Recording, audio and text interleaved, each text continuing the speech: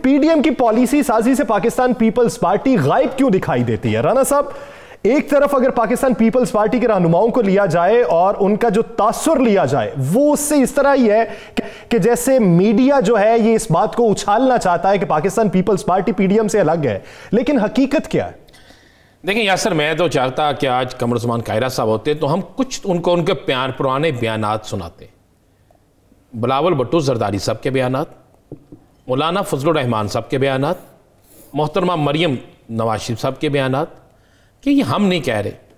उन लोगों ने एक 26 नकात तैयार किए, उन 26 नकात के बाद कुछ 26 प्रेस कॉन्फ्रेंस की, 26 मीटिंगें की।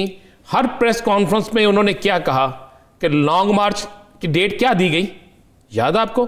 31 जनवरी के बाद लॉन्ग मार्च होगा, यही कहा गया। ठंड ज्यादा थी, यही कहा गया ना। उसके थोड़ी 31 जनवरी के बाद मार्च होगा। मार्च के बाद उन्होंने कहा गया जनाब, किसी ने कहा जी जनवरी का दूसरा हफ्ता, किसी ने कहा जी फरवरी का पहला हफ्ता। हमने उस वक्त भी कहा था कि अभी मार्च नहीं होगा। अब ये हम नहीं कह रहे, बिलावल साहब ने भी कहा। हम तो ये साबित करते हैं आज उन लोगों को जो कहते हैं कि जी हमारे इख्तलाफात नहीं है, मीडिया पे ला रहा है। तो जनाब मीडिया पे आके वजाहत तो आपने देनी है ना। अब मेरे पास जो इतला है वो बड़ी कन्फर्म इतला है। इन्होंने फैसला किया था कि हर सूरत में हम सेनेट इलेक्शन से पहले लॉन्ग मार्च करेंगे।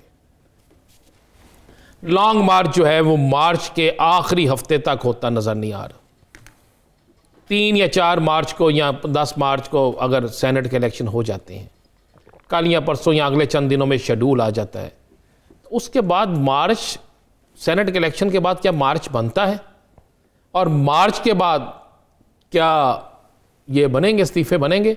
ये जो भी अब फुटेज में देख रहे हैं ना, मौलाना साहब ऊपर हाथ करके ऐसे कर रहे हैं, ये अब बेचारे इन मौलाना साहब के साथ ऐसा ही हो जाना। मौलाना साहब बाय बाय टाटा, ये पीपल्स पार्टी ने कर जाना है और मौलाना साहब जो है वो करके बेचारे देखते रह जाएंगे कि उनके साथ हुआ क्या। पूछना तो ये चाहता था कि पाकिस्तान पीपल्स पार्टी की दूरी से पीडीएम कमजोर हो जाएगी, आप फिर कहेंगे कमजोर हो जाएगी, कमजोर हो गई है। तो मैं ये पूछ लेता हूं कि क्या पाकिस्तान पीपल्स पार्टी की दूरी से पीडीएम खत्म हो जाएगी? जी बिल्कुल, पीडीएम खत्म हो जाएगी। अब पीडीएम की बजाय छोटा सा एक इत्तेहाद रह जाएगा।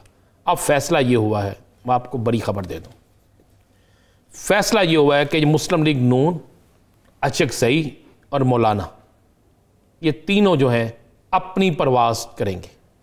ये आखिरी हद तक कोशिश करेंगे कि पीपल्स पार्टी इनके साथ रहे, लेकिन पीपल्स पार्टी फैसला कर चुकी है कि वो आखिरी बॉल तक खेलेगी ज़रूर, लेकिन मैच अपना ही जीतेगी, अपनी ही टीम रखेगी। और इन खिलाड़ियों को जो इनके साथ हैं, जो समझते हैं वो पीपल्स पार्टी की टीम में शामिल हैं, और जब पीपल्स पार्टी मैच जीतेगी तो इनको भी इनाम मिलेगा। पीपल्स पार्टी ऐसा नहीं कर रही, फैसला हो चुका है।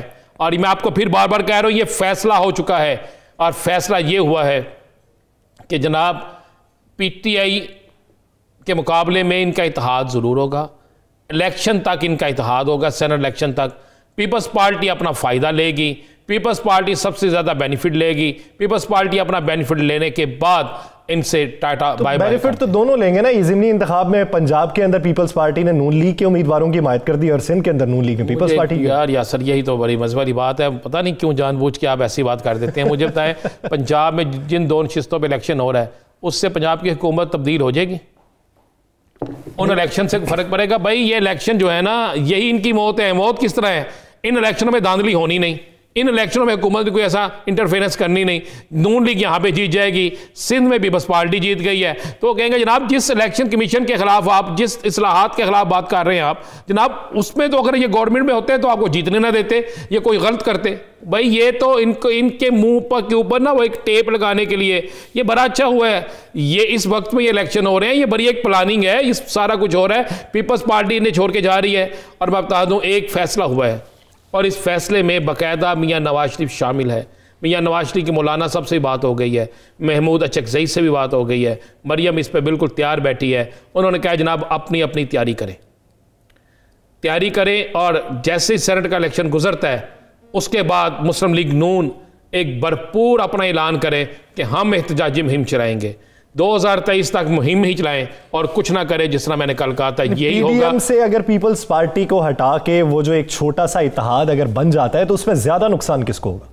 भाई फायदा देखें, नुकसान छोड़ दें। फ़ायदा होगा हुकूमत को। मुझे तो लग रहा है कि जैसे इमरान खान साहब जो हैं वज़ीर आज़म पाकिस्तान खुद कर रहे हैं, वो खुद कर रहे हैं। मुझे तो लग रहा है कि पूरी एक प्लानिंग हो रही है और सारी दुनिया लग गई इसी तरफ। ये बेचारे रोज़ाना ये सोते हैं ना रात को, जब ये सुबह इनका ख्याल होता है कि हमारे तकिए के पास एक शेरवानी पड़ी होगी और हमें कहा जाएगा जनाब निगरान सेटअप आया है, आप भी आ जाएँ, आप भी आ जाएँ, आप भी आ जाएँ।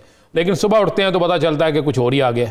तो यही हो रहा है इनके साथ। मैंने आपको अंदर की खबर दे दी है कि एक मीटिंग हो चुकी है, उस मीटिंग में ये फाइनल हो चुका है कि सेनेट इलेक्शन के बाद ये मुहिम चलाएंगे और ये भी फाइनल हो गया। मैं आपको क्लियर कर दूं कि इनमें से कोई भी हुकूमत लेने के लिए तैयार नहीं है, कोई भी हुकूमत लेने के लिए तैयार नहीं है। यानी फैसला यही हुआ है कि 2023 तक एहतजाज की गर्दान की जाए, रैलियों और छोटे मोटे एहतजाज का सिलसिला जारी रखा जाए। फिल वक्त हुकूमत या इक़्तिदार संभालने के लिए कोई भी तैयार दिखाई नहीं देता।